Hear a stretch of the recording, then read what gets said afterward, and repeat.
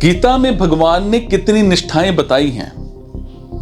गीता में भगवान ने 2 निष्ठाएं बताई हैं, कर्मयोग और ज्ञान योग। ये दोनों ही निष्ठाएं लौकिक हैं, परंतु भक्ति योग अलौकिक निष्ठा है। कारण कि कर्मयोग में संसार की प्रधानता है और ज्ञान योग में जीवात्मा की प्रधानता है। क्षर और अक्षर दोनों ही लोक में हैं, इसीलिए कर्मयोग और ज्ञान योग दोनों लौकिक निष्ठाएं हैं, परंतु भौतिक भक्ति योग में परमात्मा की प्रधानता है, जो क्षर से अतीत और अक्षर से उत्तम है। इसीलिए भक्ति योग अलौकिक निष्ठा है। भगवान के समग्र रूप में ब्रह्म, अध्यात्म और कर्म, इनमें लौकिक निष्ठा मतलब कर्म योग और ज्ञान योग की बात आई है, और अधिभूत, अधिदैव और अधियज्ञ, इनमें अलौकिक निष्ठा मतलब भक्ति योग की बात आई है।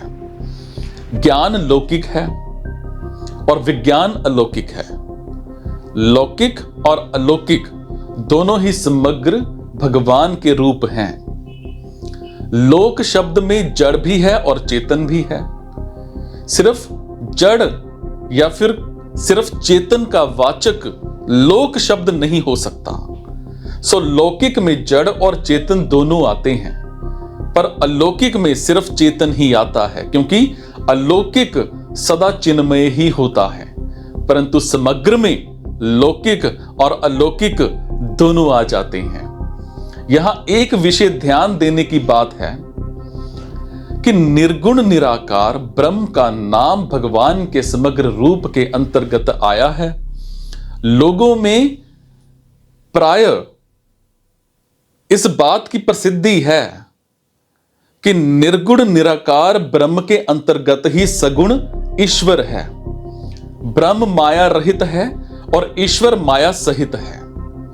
सो ब्रह्म के एक अंश में ईश्वर है, और वास्तव में ऐसा मानना शास्त्र सम्मत और युक्ति संगत नहीं है, क्योंकि जब ब्रह्म में माया है ही नहीं, तो फिर माया सहित ईश्वर ब्रह्म के अंतर्गत कैसे हुए? ब्रह्म में माया कहां से आई?